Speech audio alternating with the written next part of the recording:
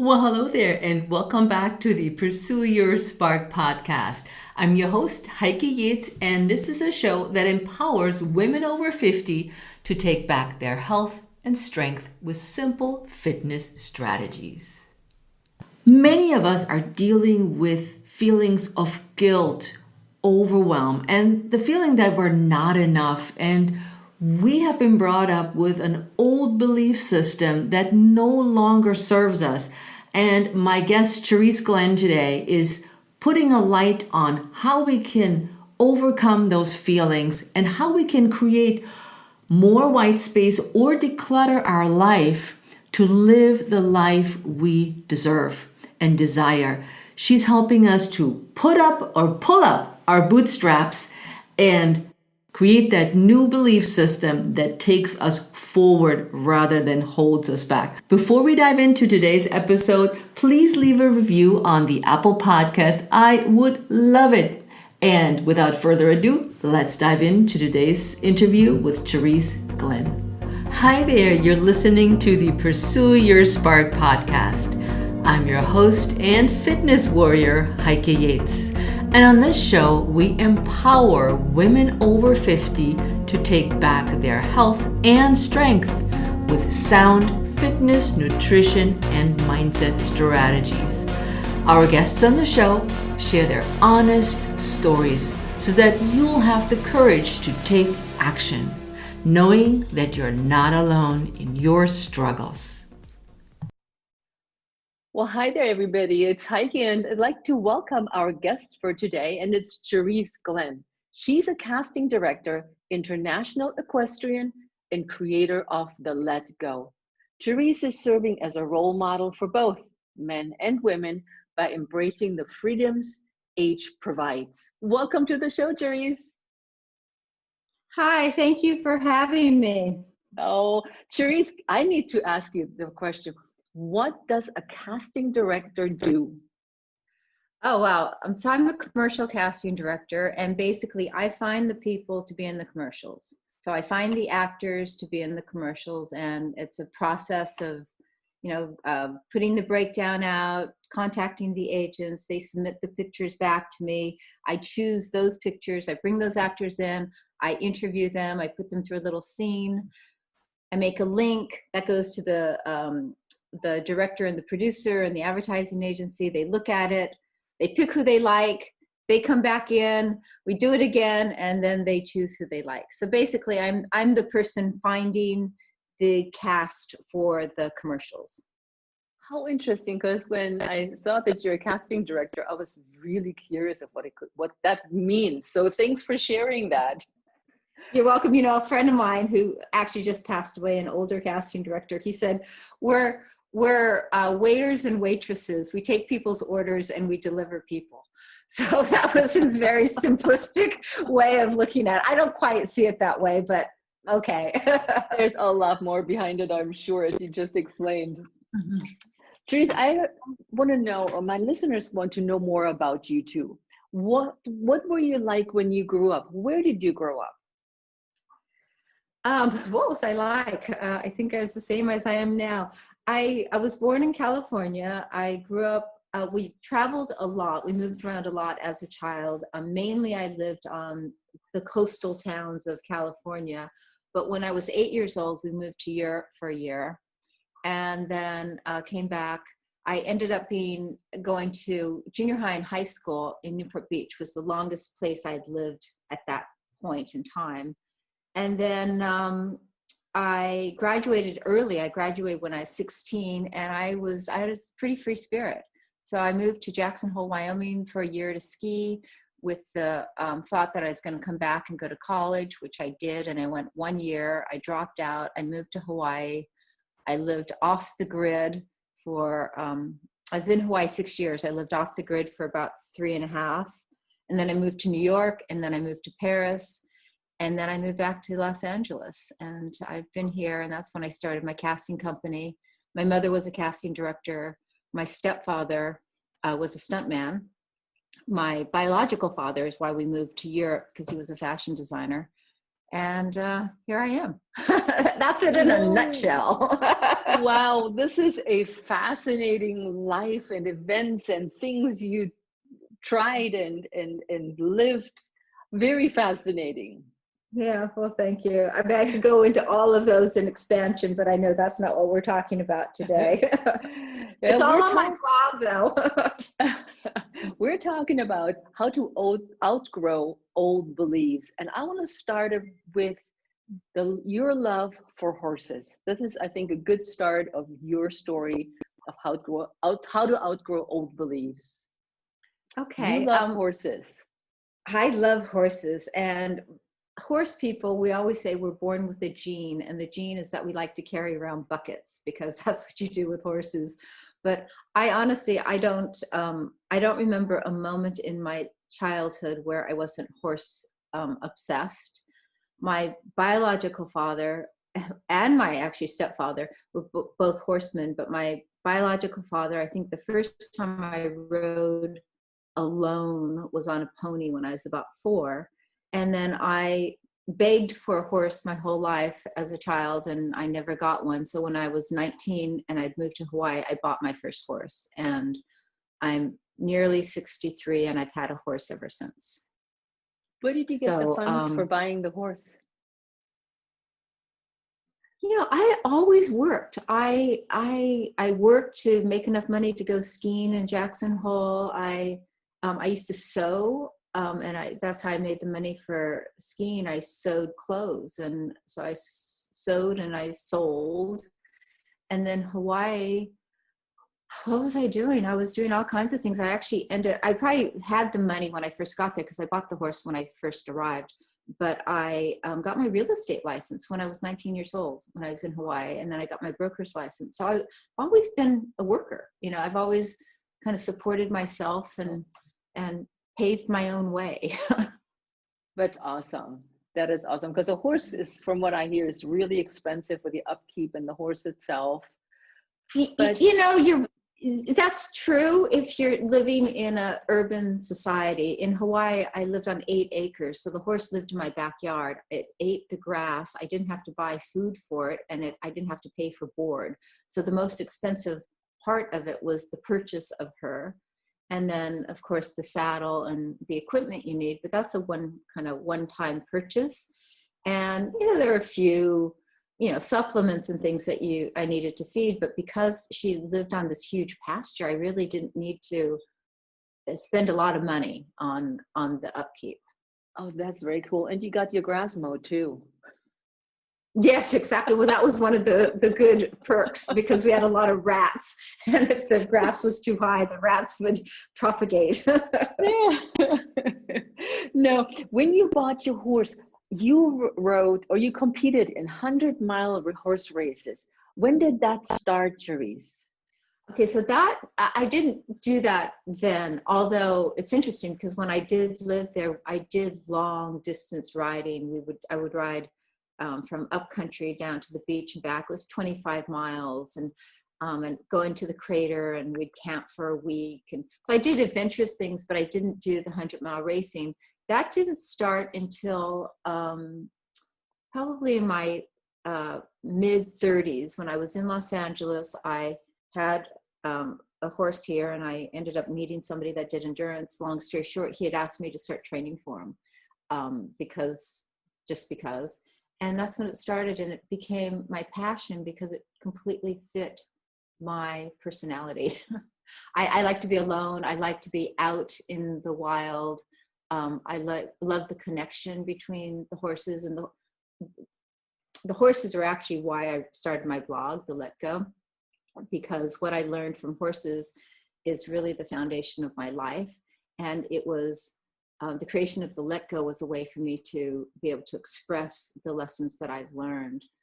But part of having the horses and living and riding them and being able to be out there gives you a lot of time to kind of see who you are. And I know this is a question we're going to expand on later, but one of the things I needed to prove to myself all my life was that I was tough enough and strong enough. And by doing a 100-mile race, I was proving to myself that I was tough enough and strong enough. And so it was kind of twofold. It served a lot of purposes in my life. And it's, they say once an endurance rider, always an endurance rider. And the lessons I've learned and the experiences I've had with it will stay with me forever. I can imagine.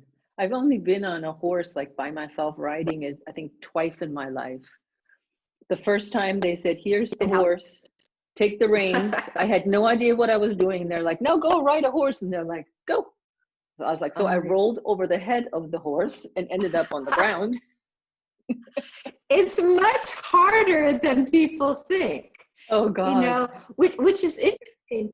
You know, in casting, I cast a lot of sports and things, and that used to be one of my fortes. But whenever I would have to do horse things, you ask the actors, can you ride a horse? And everybody says yes.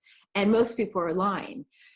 So it got to the point where you actually had to audition the actors with a horse, on a horse, doing what you wanted them to do to make sure they actually could do it. And I thought, it's funny because if you ask somebody, can you skydive? People are going to go, no, if they can't do it, right? But yes. A horse, everybody thinks they can ride a horse. It's just, I don't know what it is. It's in our, it's, I don't know. Is it genetic? It's because we watch Western our whole life? I don't know. Could be, because it's a funny thing though. The second time I was exposed to horseback riding, I was in Ecuador on vacation on an adventure trip. And they had horseback riding on there. And I was like, great, I can do this. I mean, I can sit on the horse and trot along. I can do this. Lo and behold, they had two different groups, the beginner and the advanced horseback rider. And I was put in the advanced horseback rider. I'm like, what am I doing there? I don't know anything. And we took off and I thought I was gonna pee in my pants. I was like, this is really fast. Oh my God, we're going up and downhill and we're galloping. And I'm like, I don't know how to canter. Let's see what the gaucho does. Let's follow him.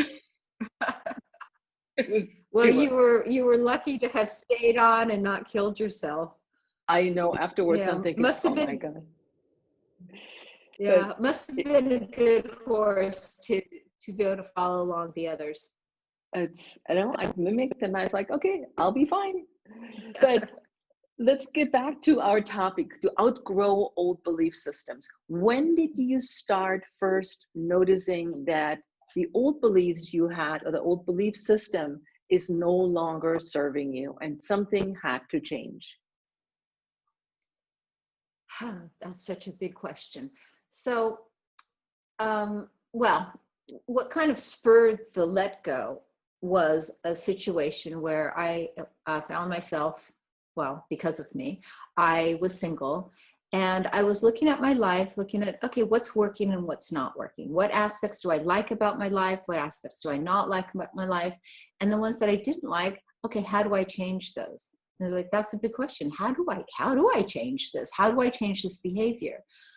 So one of the things that I specifically wanted to work on was, I've been, self-sufficient, solo, I can do it all kind of woman. I was a superwoman that could do it all, work, do 100-mile races, bring in the money, muck my stalls, fix a water pipe, I could do it all. And I was getting really tired of that. And I looked around at my girlfriends and said, how come their life seems so much easier than mine? And what they had was a quality that I didn't realize I was lacking until I saw it in them. And when I first saw it in them, my first reaction was it was a weakness. And then I saw that it was a strength. And that quality that they had was they were vulnerable and that they weren't afraid to ask for help. So I acknowledged that. It felt true. I feel like you have to swallow your thoughts to feel, is this true for me? Because what may be true for me may not be true for you. So I sat with it. It's like, yeah, that felt true. That was a strength and I wanted that. So how do I get that?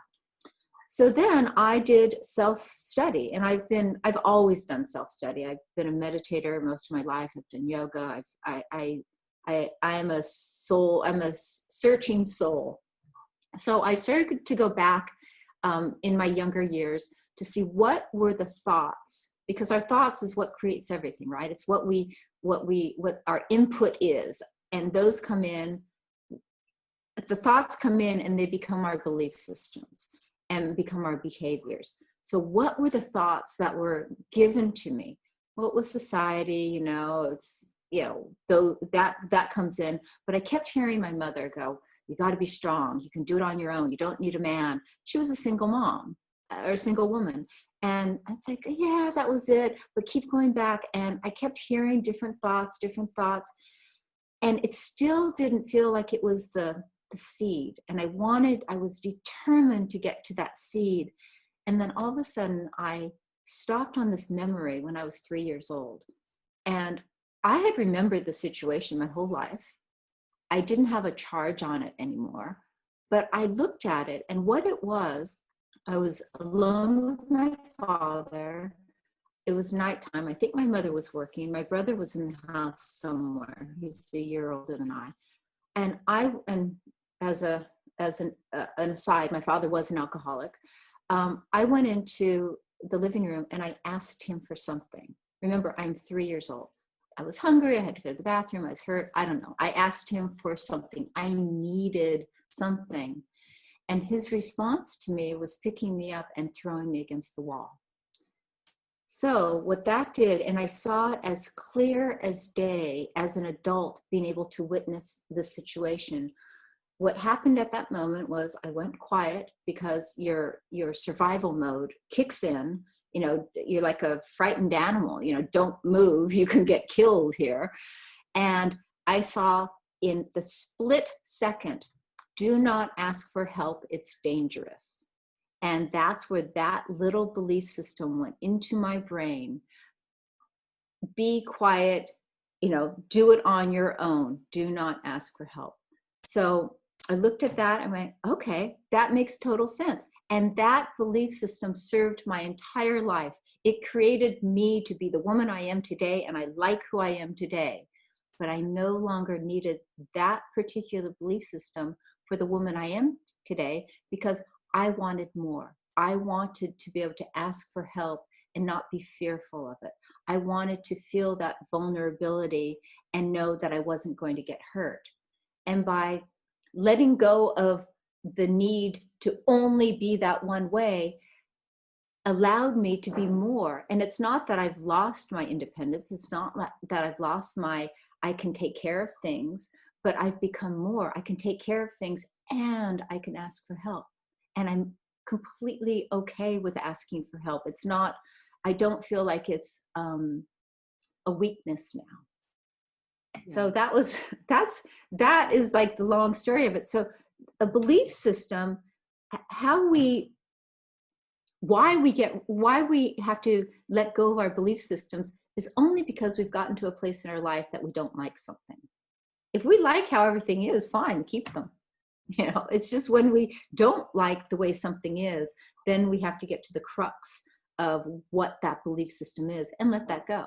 It is really scary to change from one way of thinking to another way of thinking for many people. And they may elect to stay in this situation that's no longer serving them for much longer than would be good for them.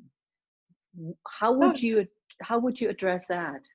It's so true. And we stay with it because it's familiar, right? We know it. We know that my husband is going to react in this certain way, or we know that, this relationship with, our family is a really big one, right? Many of us have had dysfunctional relationships with family. We know that's the quote unquote, the norm. So yeah, we stay with it. But if you want more, it comes down to your choice. Do you want more happiness? If you want more happiness, then you have to consciously make that change. And people think to let go is to have less. So that's what's scary. You're letting go of something. The words let go, it means to release. So you think you're going to have less. But if we want to change our state of mind, if we want to bring happiness and balance and love into our life, to let go does not mean to have less, but it actually means that we're making room to become who we want to be. As the creator of the Let Go, and we've talked now and mentioned it several times in the interview, explain more about the Let Go and where it came from, the history, a little bit more about it. The let go is a term that I used when I trained horses. And when you're training a horse, you apply pressure to get them to move aside. Now, as a precursor, remember a horse can feel a fly, one single fly on their back. That's how sensitive they are. So when you're training them to do something, you apply pressure. Now, I always say start with 1 so you can move to 10. So you start with 1, you apply the pressure. The nanosecond the horse has the thought to move aside or do what you're asking them to do, let's say move sideways, the nanosecond they have that thought, you release the pressure. So the tool to teach them was not the pressure itself, but the release of the pressure, because the release was the reward for them having the right thought. So I thought, okay, that works really well with horses. So what about humans? So I thought that's what we do too. The let go, the release is our reward to become more. And so that's in a nutshell how the let go started. And I realized that we as babies have, we're these clean little surfaces. And as we grow, we get all the stuff that gets put upon us, our belief systems, our behaviors, the stigmas society puts on us, behavioral traits, personality traits, all this stuff gets put on us and we become who we are. Now, here I am today, a grown woman, and I am feeling kind of stuck in my life. Nothing seems to be going right. Doors aren't opening for me. I'm not really happy. So what is it? So my suggestion and my belief is that we have to start letting go and decluttering our soul, letting go of those things that aren't working for us. So what is that? We let go of our frustrations. We let go of our insecurities. We let go of our anger, our vulnerabilities, our, all that stuff. And people go, yeah, but then what? But then you fill that space with the things that are going to make you happy. You fill it with a quiet mind. You fill it with positive thoughts. You fill it with happiness. You fill it with being around positive people rather than negative people. So I think the let go is really about every single aspect of our lives. If we want to be happy, which everybody says they want to be happy, but happiness does not come from outside. Happiness comes from inside. And if we want to be happy, we're the only people that can make us happy. So how are we happy? We are happy if we let go of the things that make us unhappy. That's such a good way. I love the decluttering. I'm a huge fan of decluttering. Yeah, me too. I was like, I'm a born minimalist. My kids always laugh about when I'm like, no, I like plain walls. We don't need to hang things.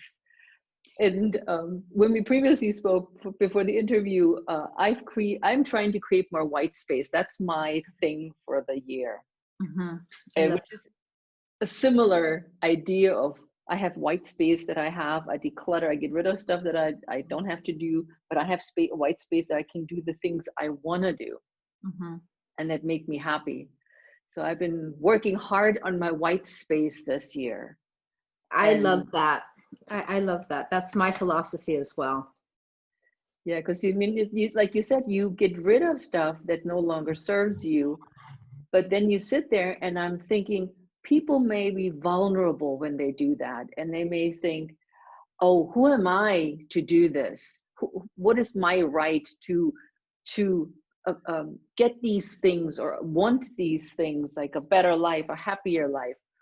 And oftentimes I hear, okay, wait, stop. Hold on to the rest of your thought, but just that thought, who am I to deserve? So that's a huge belief system. So that's a core one. So that person or those people, and people may need to have, I always call it a co-pilot. I did it solo, but you don't have to fly solo. It's nice to have a co-pilot, somebody that you can talk to, but you have to get to that crux, that seed of where did that get planted that I don't deserve? Because you do deserve. We all deserve. We are enough, and we deserve as much as we want. So that's the big one. I do not deserve is an enormous one that many people carry around. I don't deserve money. That's a big one. How many people feel that? So many people feel that. I don't deserve happiness. I don't deserve a good job. I don't deserve a good husband. I don't deserve a good wife. That's a big one. So that's where you need to start with that scenario. That's where I would start is blowing apart the belief system that I don't deserve. Yeah, which then comes in tow with not good enough. Right. So they go hand in hand. Yeah. I don't deserve, I'm not good enough. They're married together. They're opposite sides of the seed. Yeah. Yeah. When you think about that, we as in our 50s and 60s and older, we are setting a direction for younger generations. How do we empower them to be that way or have more of what we're just talking about today?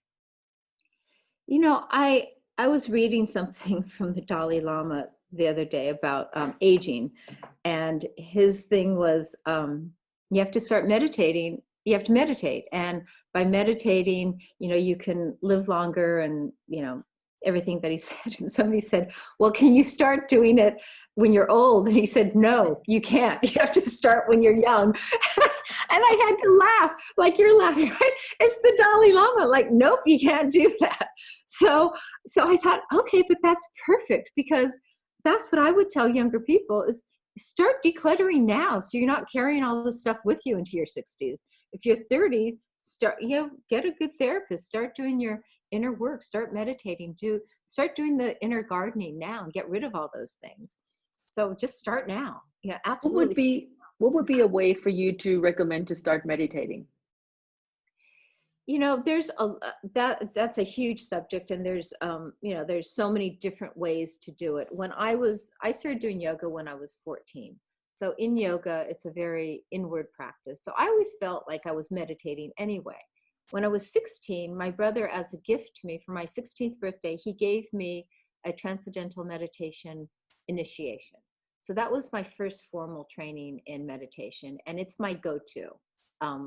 It's my mantra. It's my go-to. However, I meditate. I do Kundalini yoga. I do Iyengar yoga. So I meditate in many ways. And the other day I was talking to a Buddhist friend, and I said, oftentimes, life is a walking or waking meditation. So if you can be mindful about everything you're doing. So I was weeding the other day, and I was mindfully weeding. I wasn't thinking about what I needed to do. I didn't, at the store, or I wasn't thinking about my laundry. I wasn't thinking about an article I need to write or this podcast. I was mindfully weeding on what I was doing. I was pulling it out in a way where I was getting the roots. And that was a waking meditation. So we can sit down and we can meditate, and there's lots of meditation groups out there. TM is a very easy, concise way to start, but I'm not advocating TM's the only way, because there's many, many ways. But I think the first thing to start with is just to become mindful. And that means you're stirring a pot of spaghetti, and you are there, you are focused on the moment, you're present in the moment. And I think that's really the first way to start, and a really wonderful way just to live your life. I agree. I was like, not keep thinking about all different things and pride yourself in multitasking. Oh my gosh, they call it the monkey mind, right? Where the mind says, blah, blah, blah. But it's like, and we all have it. People say, oh, you don't have the monkey mind. It's like, sure I do. I catch it earlier. I don't let it consume me. I don't let it, take over my life. I it's like, okay, there it is. I better go do something to let go of the monkey mind. I better go do some yoga or take a walk or meditate or take a hot bath or something. Yeah. So You said TM. What does TM stand for? transcendental meditation. Okay, because you said TM, and I'm sure not everybody knows the abbreviation. So I was like, okay, I better ask. Yeah, transcendental meditation.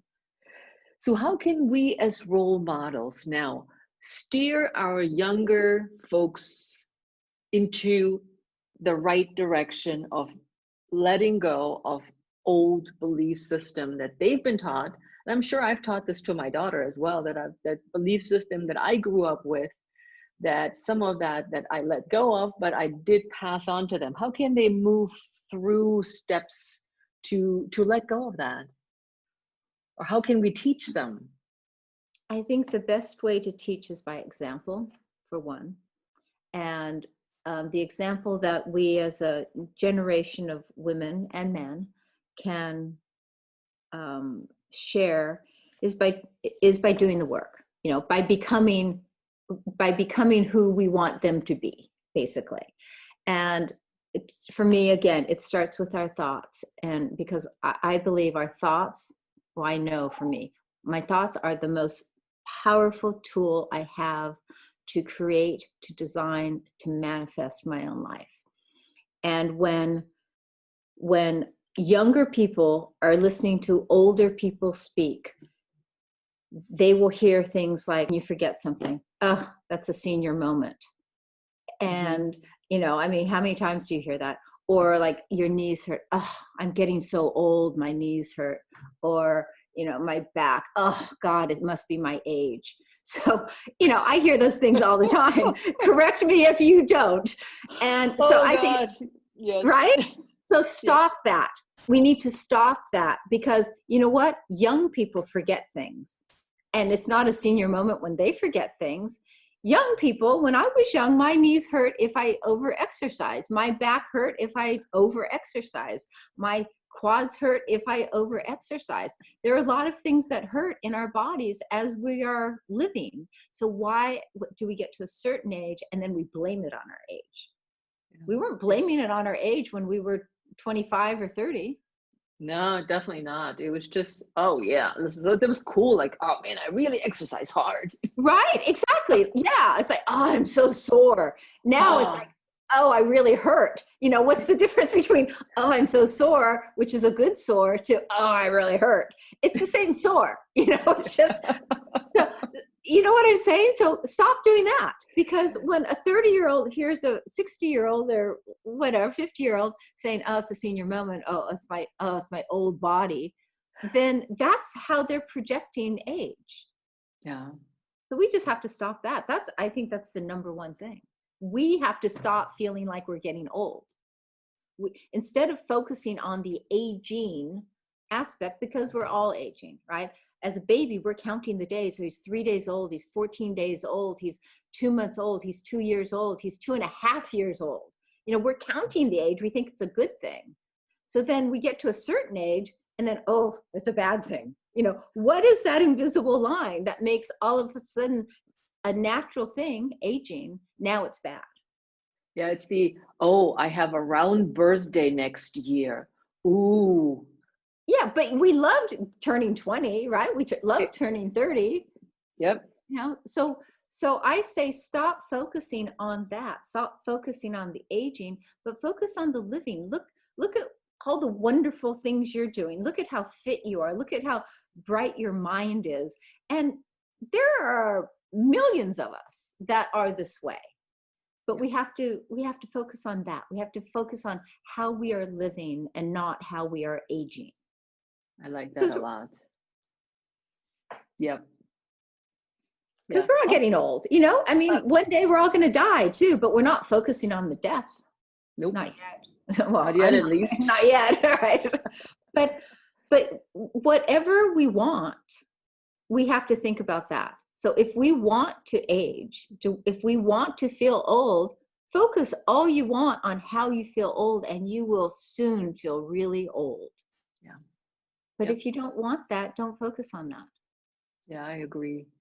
Now, Charisse, how can our listeners start to let go of what no longer serves them, but without feeling guilty? Because that's another big bucket of women carry around with them is guilt. So how do you let go of things that no longer serve you without feeling guilty? What could be some strategies? Okay, so guilt is it's a topic that I like to talk about because, and it's a very short topic that I talk about. And I say, if you're going to feel guilty, don't do it. And if you're going to feel guilty, don't do it. And if now I just completely forgot my thought. If you're going to feel guilty, don't do it. And if you're going to do it, don't feel guilty. So if you're going to feel guilty, don't do it. And if you're going to do it, don't feel guilty. So once again, it's a choice. So if you want, did you post this on your Instagram account? I probably did at some point. You did. Yeah. I remembered. I'm like, yes, of course. Yeah. So it's a choice again. So we want to let go. Okay. So what do we want to change? I don't know. Give me a subject. We want to change something. So if you want to change better friends. Okay. I want to have better friends. So what are you going to feel guilty about? Letting go of the ones that are not good, letting go of the toxic ones, letting go of the ones that don't support you, letting go of the ones that demean you. So you're going to feel guilty about letting go of those so that you can attract the ones that support you and that lift you up and make you feel good. What are you feeling guilty about? That you're letting go of the bad? If we have a sock with a hole in it, we're going to get rid of the sock with the hole in it and we're going to get a new pair of socks. We don't feel guilty about getting rid of the sock with the hole in it. So again, if you want something, if you want to be happy, you have to do something that makes you happy. And by having toxic friends or bad friends and it doesn't make you happy, then stay there and not be happy, or change your friends and become happy. It's a choice. And if you want to feel guilty about it, feel guilty all you want, but you don't have to. That also is a choice. And I know it sounds very blunt, but we have the power to change it. All you have to do is take that one little word away, guilt. If you don't put guilt in the sentence, you're not going to feel guilty. I love it. Because that's how I feel about it too. It's all about choices. You choose how you live your life. You choose whether you're miserable. And some things I get it. It's not somebody's fault or not because of their actions. This is external circumstances. But even then, you choose what you do about that. Our reaction is the only thing we really have. I can't control what you're about to ask me, but I can control what I say about it. True. That's a very good way to observe it. Yeah, I can't control that, my father was, my biological father was, abusive in the way he was, but I had a choice in how I responded. My response early on was, do not call me if you're drunk. And I would hang up the phone and he'd call me back and he's drunk. I'd go, I'm sorry, I can't talk to you unless you're sober. And I'd hang up. That was my choice. That was my control of the situation, because if I spoke to him, I knew it was going to be a horrible, demeaning, abusive phone call. And I did not want that in my life because that did not bring me happiness. So my choice was not to talk to him. As we progressed in life and he was getting to the end of his life, I was able to see him. I saw him very little in my entire life. Once my parents divorced, I probably saw him 10 or 12 times. And before he died, this is kind of off subject, but kind of the same. So before he died, I went up to see him, and I went up because I knew I was working on myself, inner cleansing, and I wanted to love myself 100%. And everybody wants to love themselves, and we all kind of think we do, but I hit on something, and it may or may not be true for somebody else, but for me, it felt true. I wanted to love myself 100%, but I rejected my biological father. I didn't like so many things about him. I rejected, some of his behaviors and this, that, and the other. Although I have a lot of him in me, and a lot of him in me is what I like, but I rejected him. So I thought, how can I love myself 100% if I'm rejecting half of my DNA? And I had to come to terms with that. And what I realized was I had to look at him and spend time with him before he died and look at him as a human being, not as a father. I no longer needed his approval. I didn't need his support, financial or emotional. I needed zero from him. So I went with an open heart into his space before he passed, and I spent time with him as a human being, and I observed him as a soul, and the people around him that loved him, and that his new wife and his friends. And I just observed him, and I saw this wonderful human being that was really doing the best he was capable of doing. Now, was that to the level that I could have, quote unquote, judged him to be, how I wanted him to be, my expectations of who he should be, what a dad should have done? I let go of all the shoulds, the woulds, the couldas, and I just observed, watched, and loved him. And when he passed, I was so clean and clear about my relationship with him, and I felt full. Nice. Nice. That's a rewarding experience.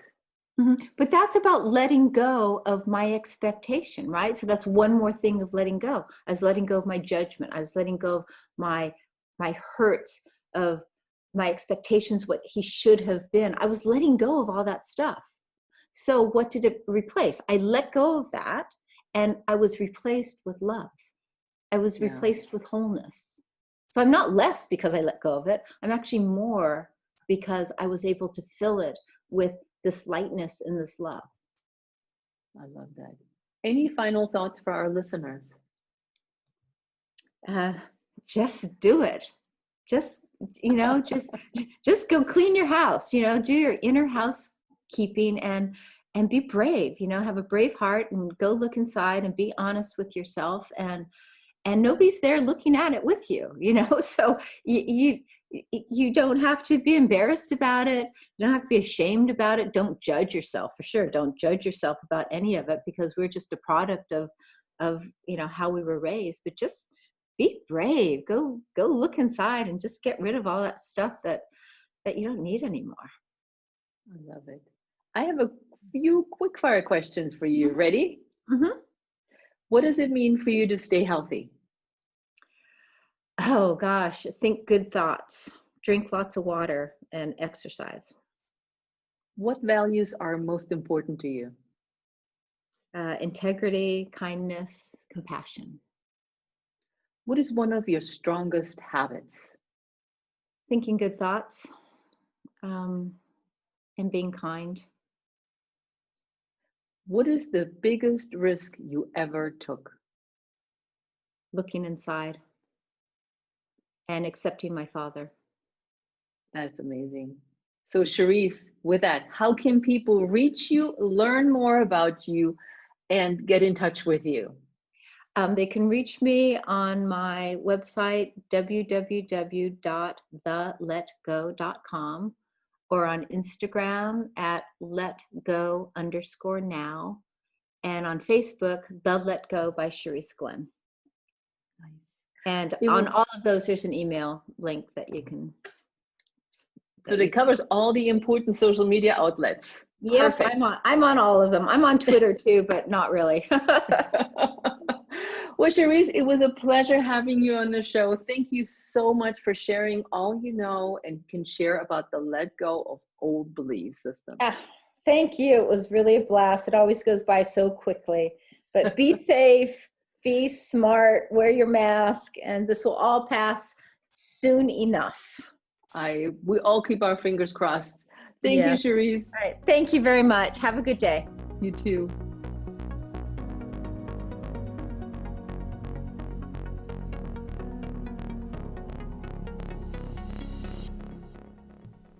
So what do you think? Are you ready to pull yourself up by your bootstraps and shed those old beliefs? Please reach out to us on Instagram at Heike Yates or at the Pursue Your Spark podcast and let us know what you thought of the episode. What are the first steps or step that you are going to take to shed those old beliefs and move forward? We'd love to hear from you. With that, I'll see you next time on the Pursue Your Spark podcast. Ciao!